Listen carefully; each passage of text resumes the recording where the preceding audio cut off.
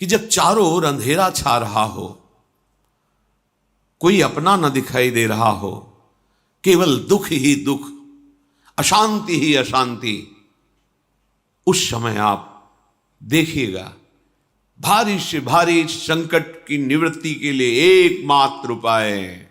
यदि आप भजन नहीं करते तो आप दिमाग में लिख लीजिए, चाहे अपनी नित्य डायरी में लिख लीजिए।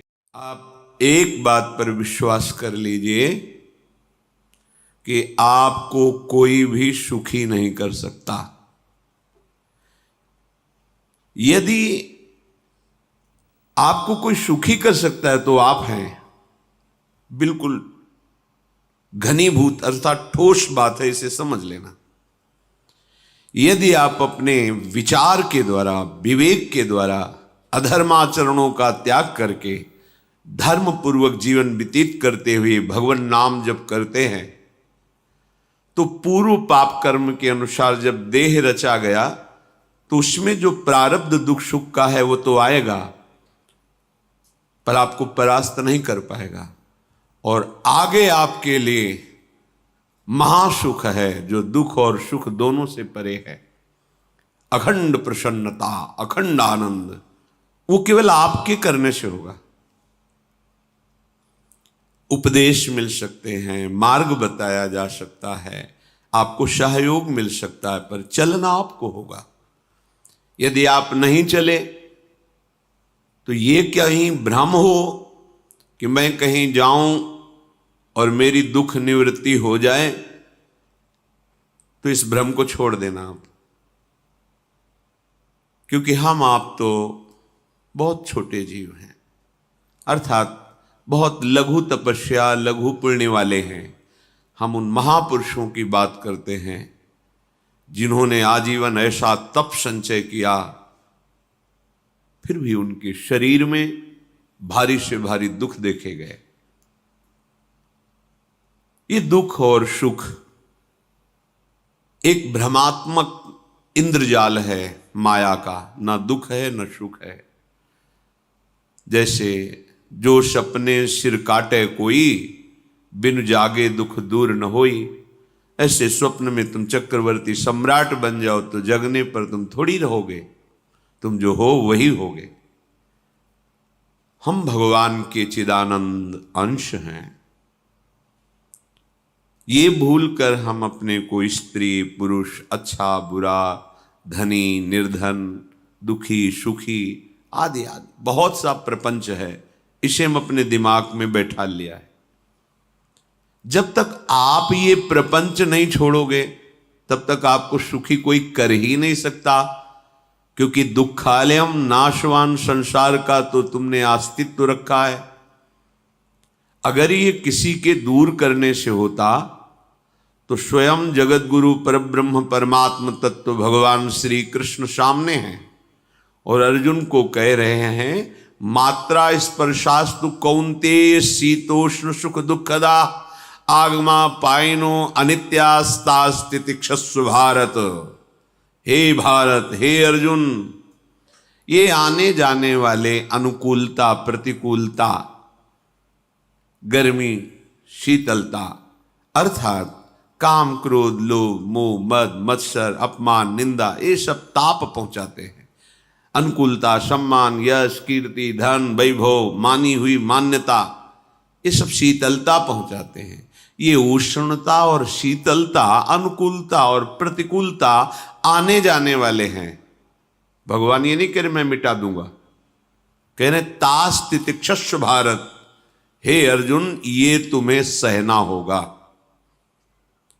यदि तुम इसे सह गए तो तुम्हारे हृदय में ऐसी स्थिति प्रकट हो जाएगी कि फिर ये स्पर्श भी नहीं कर पाएंगे। सहने से तुम्हारी भक्ति बढ़ेगी, तुम्हारा चिंतन बढ़ेगा, तुम्हारा स्मरण बढ़ेगा, सत्य वस्तु के लिए, सत्य तत्व के लिए तुम सुखी हो जाओगे।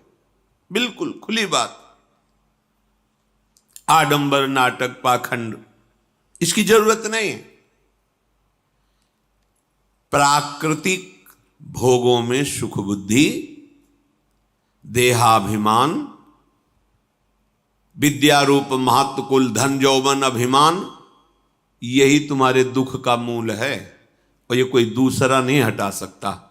ये तुम्हें अपने विवेक सत्संग से प्राप्त हुए विवेक के द्वारा, शास्त्र स्वाध्याय से प्राप्त हुए विवेक के द्वारा इसे तुम्हें त्यागना है। दुख तुम पकड़े हो तो छुड़ा कौन सकता है? छुड़ाना तो आपको ही पड़ेगा। अगर कोई वादा करता है कि मैं आपको दुख रहित कर दूंगा, मुझे आज तक समझ में नहीं आया। दुख रहित होने का जो उपाय है वो गुरुजन, महापुरुष, संत जन बताते हैं कि जब चारों ओर अंधेरा छा रहा हो, कोई अपना न दिखाई दे रहा हो, केवल दुख ही दुख, अशांति ही अशांति, उस समय आप देखिएगा कोई एक है जो आपको बहुत प्यार कर रहा है। वो हमारे प्रभु हैं। आप जिनकी तरफ पीठ किए हो और जहां दुख है उधर मुख किए हो, वापस घूमो, सन्मुख होइएगा। सन्मुख होए जीव मोहि जब वहीं, जन्म कोटि अघनाशों तब वहीं। करोड़ों जन्मों के पाप नष्ट कर देते हैं भगवान। जहां प्रभु की तरफ हुए तो पता चला बहुत जन्मों से बिछुड़ा था, वो मेरे स्वामी मिल गए। भारी से भारी संकट की निवृत्ति के लिए एकमात्र उपाय भगवान श्री हरि का आश्रय, उनके नाम का जप। सत्य मान लीजिए, आडंबर से कुछ नहीं होना। चाहे जितने जंतुर बांध लो, चाहे जितना जो कुछ जादू टोना जो मन आवे सो कर लो, बारी मथे घृत होए बरु शिकताते बरु तेल, बिनु हरि भजन न भवतरी यह सिद्धांत अपेल। विनिश्चितम बदामि तेन अन्यथा वचांस में हरि भजन्ति। अटल बात है, यदि भजन नहीं करोगे तो तुम्हें कोई सुखी नहीं कर सकता। तात्कालिक आपको ऐसा लग सकता है मेरा काम बन गया, नहीं, वो तत्कालिक है। हमारा काम बनना तो तब होगा जब हमारा आवागमन मिट जाए, सदा सदा के लिए मुझे ऐसी वस्तु प्राप्त हो जाए कि जहां चाह ही खत्म हो गई, जहां दुख ही खत्म हो गया। वो हमारा स्वरूप है, वो हमारे आराध्य देव हैं। प्रार्थना मान लीजिए, भटकाव से बचिए। ये कलिकाल मलायतन मन कर देख विचार, श्री रघुनाथ नाम बिन नाहिन आन आधार। महापुरुषों ने स्पष्ट कहा है। ये मलायतन मल का आगार है। मल माने कामना, नाना प्रकार की वासना, भ्रष्ट आचरण, छल कपट, दंभ पाखंड, बोलबाला, इसका एकमात्र श्री भगवान का नाम आधार है। जो चाहत है नित्य सुख अरु मन को विश्राम, तो हित ध्रुव हित सो भजत रहो पल पल श्यामा श्याम श्यामा श्याम श्यामा श्याम।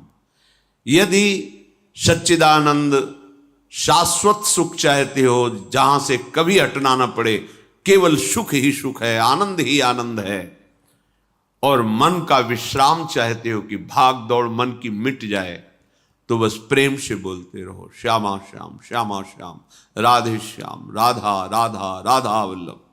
ये बड़ी शोध करके महापुरुषों ने बात कही है। यदि आप भजन नहीं करते तो आप दिमाग में लिख लीजिए, चाहे अपनी नित्य डायरी में लिख लीजिए, जो आप दिनचर्या लिखते हैं। आपको कहीं भी कभी भी कोई भी सुखी नहीं कर सकता। गांठ बांध लीजिए, भटकने की जरूरत नहीं है। और यदि नाम जप करने लगे, धर्माचरण करने लगे, तो तुम आशीर्वाद देने वाले बन जाओगे। सातरति सातरति सा लोकांतारयति। ध्यान दीजिए, वो तर जाता है, वह तर जाता है, वो लोकों को तार देता है। जब पृथ्वी में भयंकर पापाचरण की वृद्धि हुई, असुरों के द्वारा प्रेरित होकर के जहां भी धर्माचरण, नाम कीर्तन, यज्ञ, हवन, होम, ऋषि मुनि विध्वंस कर दो, क्या हुआ? कोई दूसरा दिखाई दिया क्या? नहीं, किसी की सामर्थ्य नहीं थी। सब मिलकर के ब्रह्मा जी के पास गए, जो ईश्वर कोटि के महापुरुष, सबने ब्रह्मा जी से प्रार्थना की। ब्रह्मा जी ने कहा, हम भी जिनके सेवक हैं वही प्रभु अब हमारे दुख का निवारण कर सकते हैं। सोचो, आप किसी और से दुख निवृत्त कराना चाहते हैं?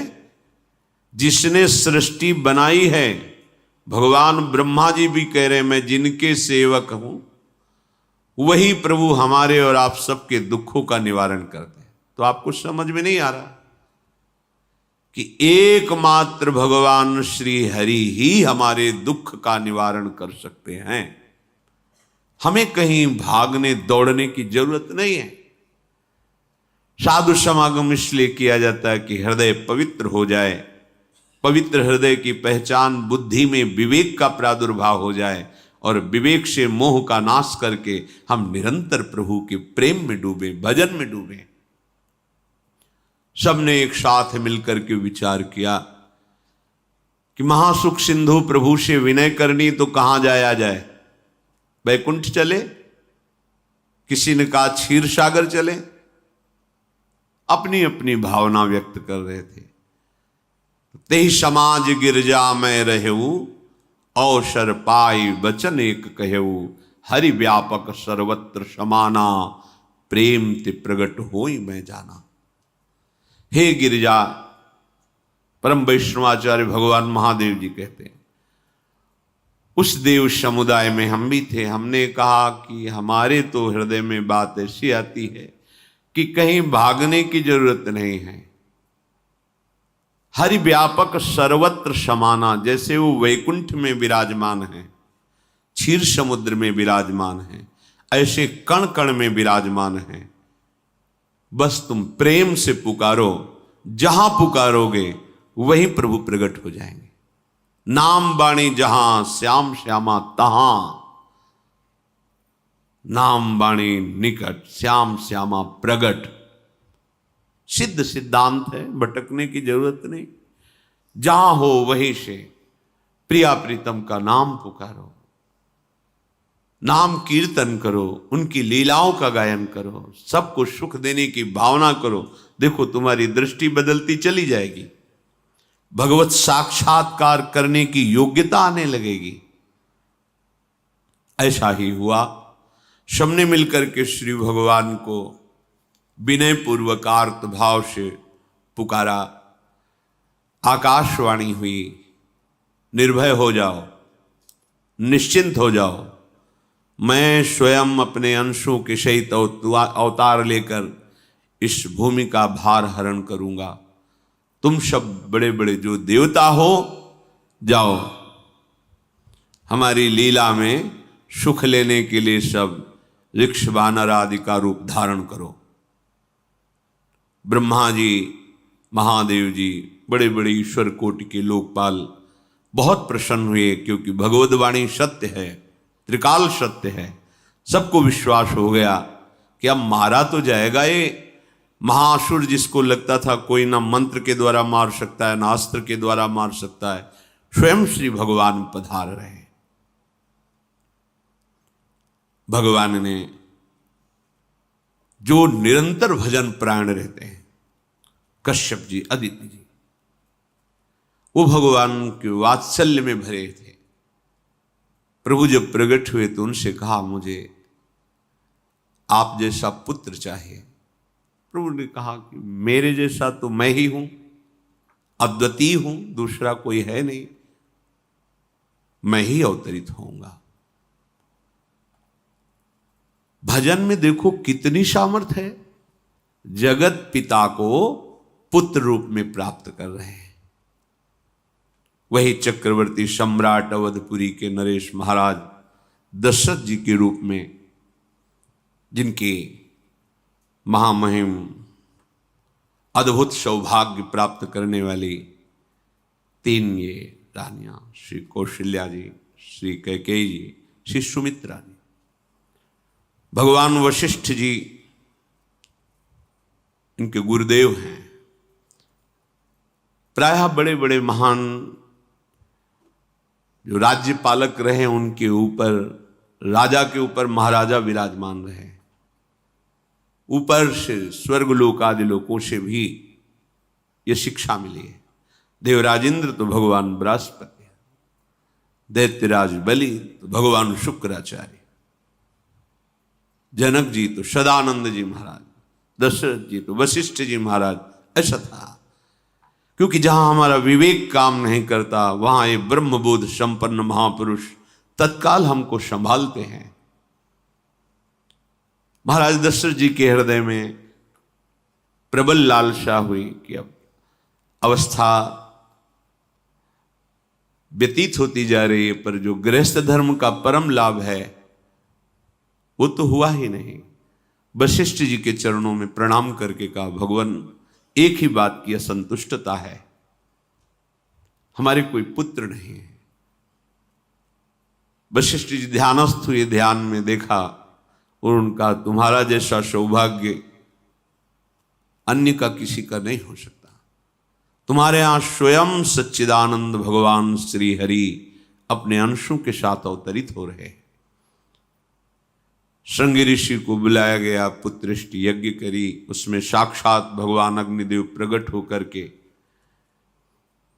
खीर दिया और कहा अपनी रानियों को पवा दीजिए। वशिष्ठ जी के आज्ञा के अनुसार उस खीर को 2 भाग में किया। प्रथम भाग श्री कौशल्या जी को दिया, जो दूसरा भाग था उसके 2 भाग किए, उसका 1 भाग कैकेयी जी को दिया। अब जो 1 भाग बचा उसके 2 भाग किए और वशिष्ठ जी की आज्ञा के अनुसार 1 माता कौशल्या जी को, 1 कैकेयी जी को दिया। उन्होंने अपने हाथ से सुमित्रा जी को दिया, तो सुमित्रा जी के गर्भ से लक्ष्मण और शत्रुघ्न, कौशल्या जी ने जो भाग दिया उससे लक्ष्मण जी प्रकट हुए, जो रामचरण अनुरागी, अद्भुत अद्भुत हरि प्रेमी। शत्रुघ्न जी भरत चरणों का आश्रय लिए हुए राम जी का सेवन करते हैं। बड़ा रहस्य है, कितनी मर्यादा है गुरु की आज्ञा से। जहां जैसा विधान होना चाहिए वैसा, तो उस बड़ा मंगल शुरू। ये महामहिम जगत पावन करने वाली माताएं मानो अपने गर्भ में अखिल ब्रह्मांडों के स्वामी को धारण किए हुए हैं, जिनके गर्भ में अनंत ब्रह्मांड वास करते हैं, उन प्रभु को अपने गर्भ में धारण करने का अनुभव कर रहे हैं। महाराज दशरथ बहुत प्रसन्न है। ये जीवन का परम लाभ है। प्रभु हमारे कोई भी हो, माता पिता भाई बंधु सखा पति प्रीतम पुत्र, कुछ भी, ये तो ऐसे करुणा में कोई भाव रख लो और गाढ़ भाव कर लो तो आपको अनुभव कराने लगेंगे। जिस भाव से आप देखोगे कैसा सुख महाराज दशरथ जी को हो रहा होगा, जिनको गुरुदेव से पता है कि स्वयं भगवान पधार रहे। प्रतिपल इनके दर्शन करके कौशल्या जी, कैकेयी जी, सुमित्रा जी के प्रेम पुलकित रहते हैं। दशरथ जी, अहो भाग्य, साक्षात भगवान पधार रहे हैं।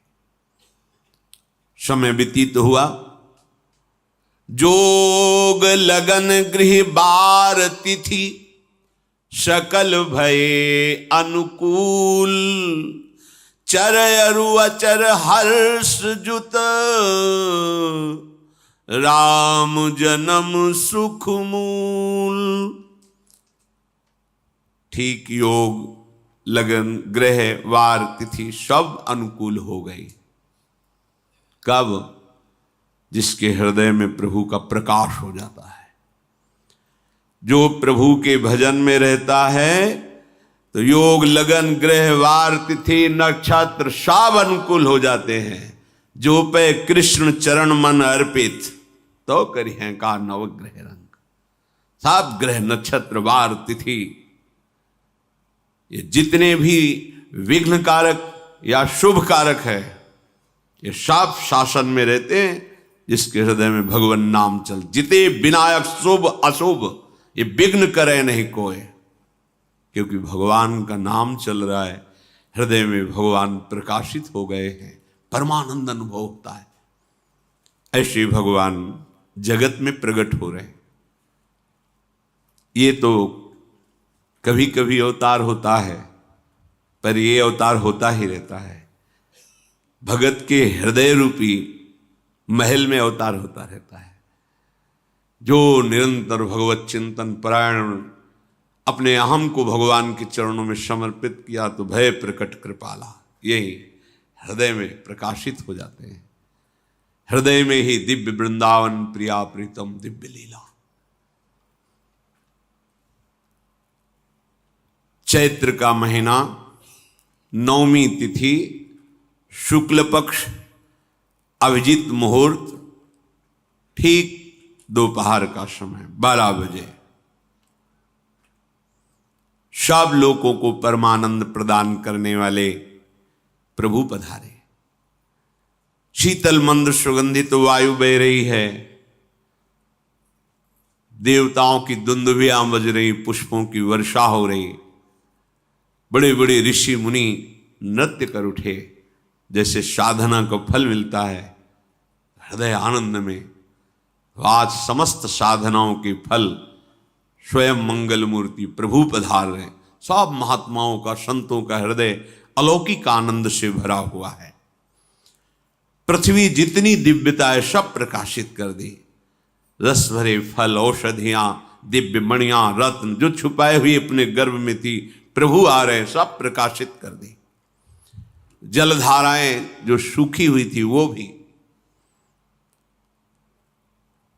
जब ब्रह्मा जी ने देखा कि जो भगवान ने आकाशवाणी में कहा था वो सब सत्य हो रहा है, आकाश में ब्रह्मा जी समस्त देवतागण विराजमान होकर के अंजलियों में दिव्य पुष्प लेकर के वर्षा कर रहे हैं, सुंदर सुंदर अलग अलग वाद्य बज रहे हैं, ऋषि मुनि देवता सब स्तुति कर रहे हैं, प्रणाम मुद्रा में सब खड़े हैं, क्योंकि समस्त लोकों का पालन करने वाले भगवान श्री हरि महाराज चक्रवर्ती सम्राट दशरथ जी के भवन में प्रकट हो रहे हैं।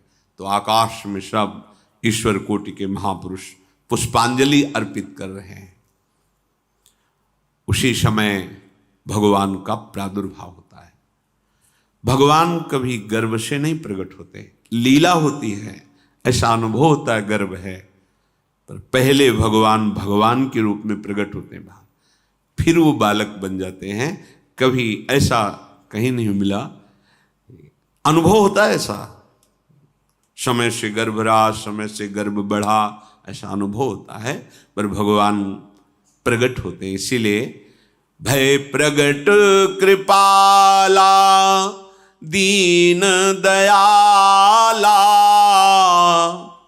कौशल्या हितकारी हर्षित महतारी मुनि मनहारी अद्भुत रूप विचारी लोचन अभिरामा तनु घन श्यामा निज आयुध भुज चारी भूषण बनमाला नयन विशाला शोभा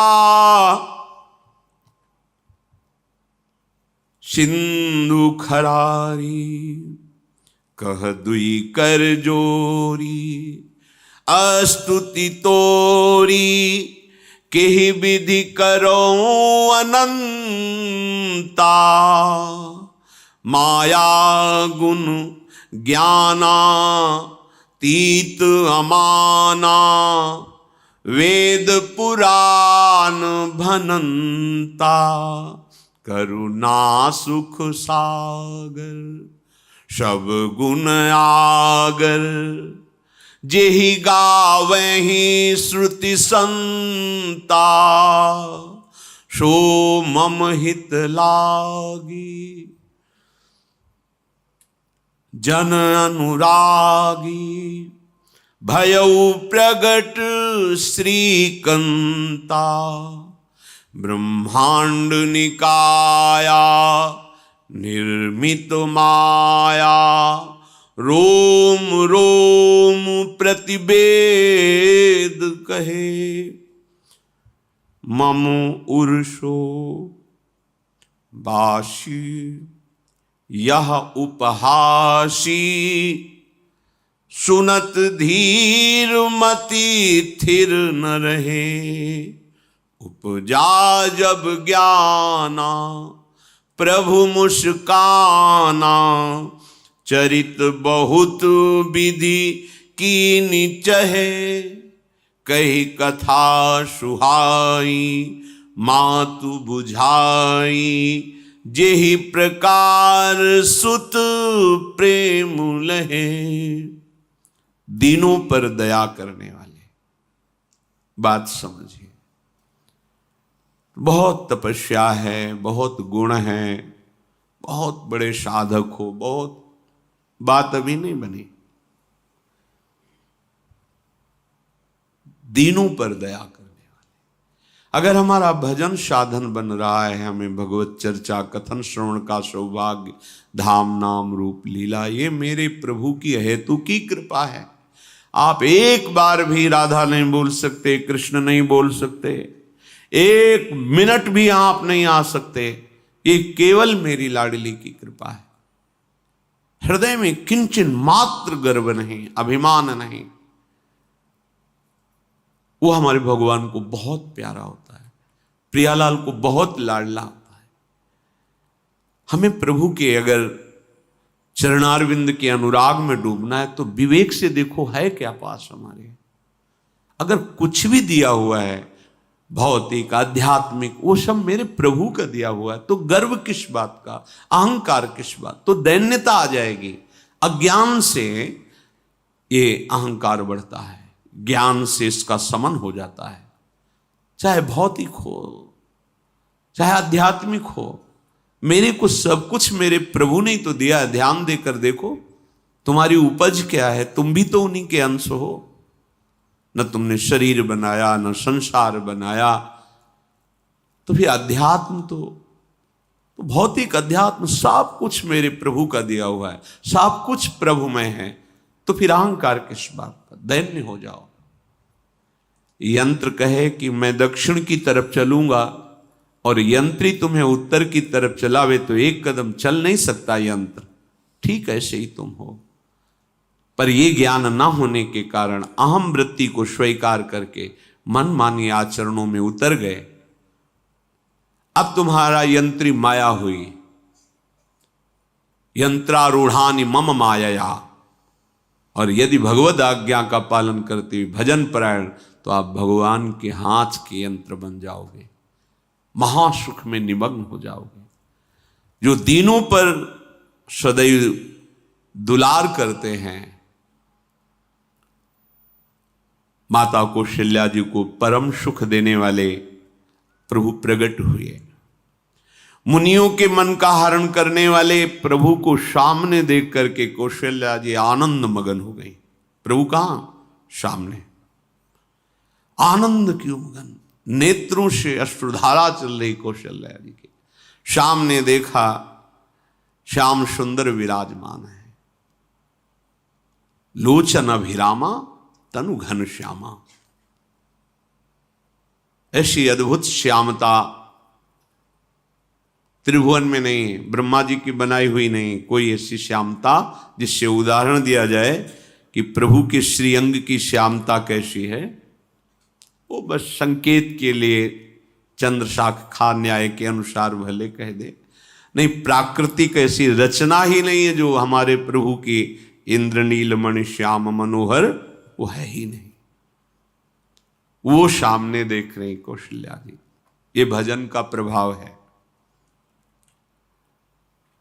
अरविंदाक्ष कमल नयन,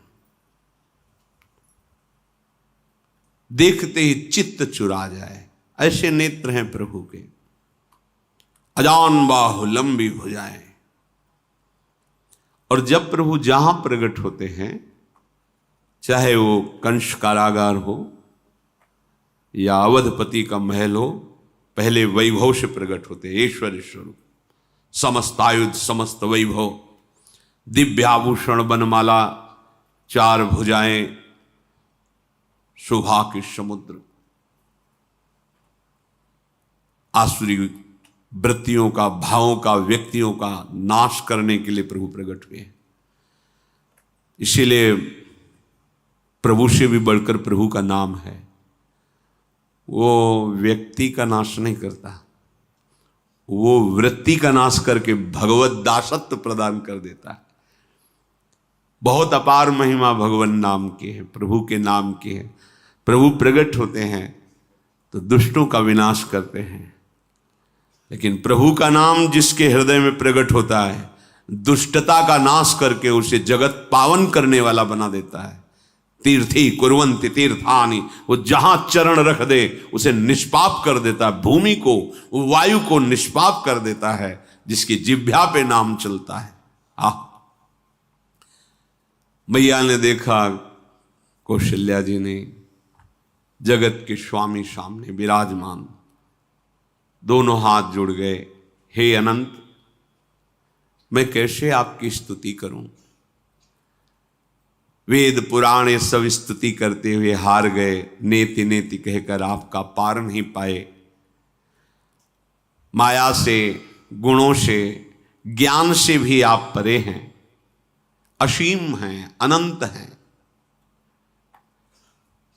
श्रुतियां, संतजन सदैव आपका यश गान करते रहते हैं। हे दया के समुद्र, हे शब्द, सुखों के धाम, गुणों के धाम, भक्तजन सदैव आपका गान करते रहते हैं। आज वही प्रभु मेरे सामने प्रकट हैं। हे श्रीपति, आप मुझे सुख प्रदान करने के लिए मेरे नेत्र गोचर हुए। अरे जिनके रोम रोम में अनेकों ब्रह्मांड वास करते हैं, एक रोमकूप में अनेकों ब्रह्मांड वास, वो प्रभु मेरे पुत्र कहलाए, ये तो हंसी की ही बात है। मेरी बुद्धि विचलित हो रही। प्रभु कहां आप असीम महिमा अनंत विराट, आप मेरे पुत्र। जब ऐसा वर्णन कर रहे तो प्रभु मुस्कुराए।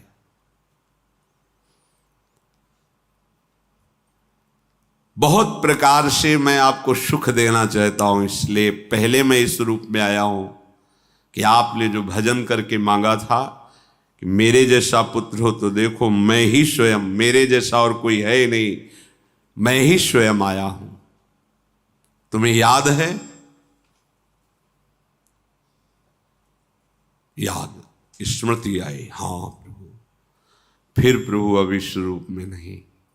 माता पुनि बोली सोमति डोली, तजहु तात ये रूपा, की जैसी सुलीला अति प्रियशीला, यह सुख परम अनूपा।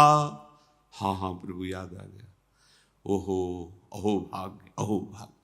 तो फिर प्रभु ये रूप छोड़ो, और जो सुख देने के लिए आप पधारे हो वो रूप धारण करो। प्रभु जब आप हमारे पुत्र बनने के लिए आए हो तो फिर शिष्य रूप धारण करो।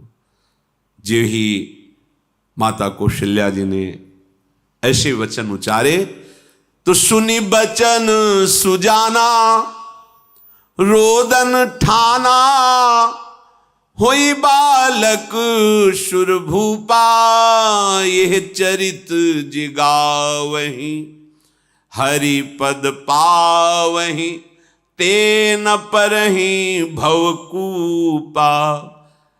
इतना सुनते ही सुजान भगवान श्री हरि नवजात शिशु होकर के रोने लगे। जो इस पावन चरित्र का गान या श्रवण करता है वो कभी दोबारा इस संसार में जन्म नहीं लेता है। भगवान के कैसे महामहिम चरित्र, देखो अभी भगवान प्रकट हो रहे हैं और उसका फल बता रहे कि जो भगवान की इस पावन लीला का गायन या श्रवण करेगा, दूसरे साधन बने ना बने, निश्चित वो भगवत प्राप्त हो जाएगा। इसका फल ही है ये चरित जे गावहीं हरि पद पावहीं, ते न परहीं भवकूपा। ब्रह्म ऋषियों के लिए, गौ देवता संत भक्तों के लिए स्वयं भगवान लीला सुख प्रदान करने के लिए अवतरित हुए हैं। सतोगुण रजोगुण तमोगुण से अतीत भगवान का चिदानंदमय देह है, मनुष्य रूप में ही प्रकट हो रहे हैं। पर ये मायाकृत नहीं, ब्रह्मा की सृष्टि का नहीं है। चिदानंद सच्चिदानंद रूपाय, ऐसे ही चिदानंदमय देह तुम्हारी विगत विकार जान अधिकारी। निज इच्छा निर्मित तनु है, कर्म बंधन से नहीं, प्रकृति के अधीन नहीं, प्रकृति को अधीन करके स्वयं की इच्छा से आत्मस्वरूप सच्चिदानंद भगवान का विग्रह है। अब शिशु का रोदन सुन करके जैसे समुद्र में ज्वार भाटा जाता है, ऐसे महाराज दशरथ जी के भवन में सुख सिंधु की बाढ़ आ गई। महारानी कौशल्या जी ने शिशु का जन्म किया। ऐसा जन्म हुआ है जन्म मरण मिटाने वाला। आप सोचते होंगे कि ये प्रिया प्रीतम के अनुरागी, हम आपको सच्ची कहते हैं, हम इनकी बात कर रहे हैं ना तो दिमाग में रील कुछ और ही चलती है। हमें